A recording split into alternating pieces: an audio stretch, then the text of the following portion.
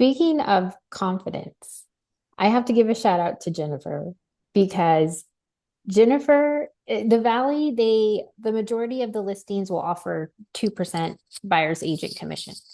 And Jennifer will always have the conversation with her buyer client that her fee is 3%.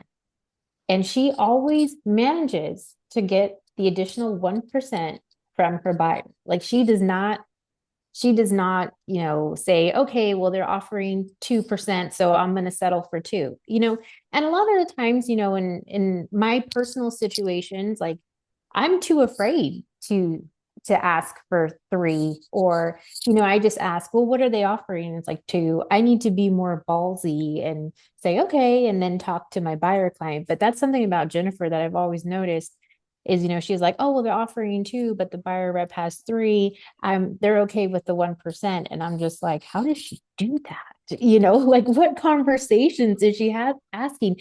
So I admire your confidence for having that conversation, because I'm just like, oh, you're offering two? Okay, great. Let me put two, So I'm like, we need a class from Jennifer on how to ask for that other 1%.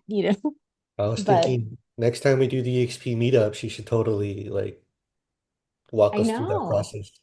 Yeah, well, give us the cliff notes, Jennifer. What are the conversations that you're having with your buyers to outline that and handle the objection and have them expect that as part of your service proposition? Sure.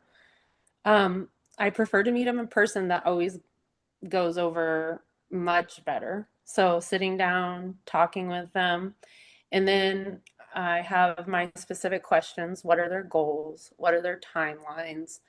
And then I try to lay out a strategy to meet those. And in laying out the strategy, that's when I present the 3% commission.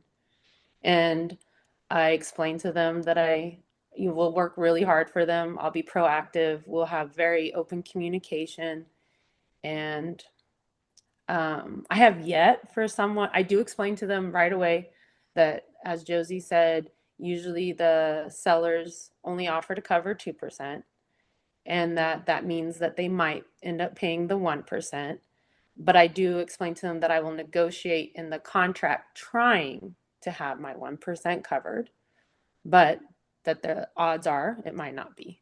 And I have yet for anyone to really be unhappy with it. So if it was going to kill a deal, I would be willing to change, because I really enjoy working with people. And but that's the other thing I do. I like to meet with them, and then when they ask why they want to meet in person first, because I explain to them, like, you don't know me from anyone, but I also don't know you. And while you're interviewing me, I'm also interviewing you. And I do say that.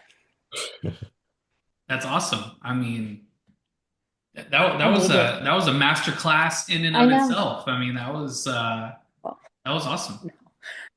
No, I So love yeah, that. very Well, very no, I'm cool. just learning. I like people, but I'm learning it's a long process and there's a lot of stress. So you need to make sure that you guys like work well together. For sure. I 100%. dig it. Thank you.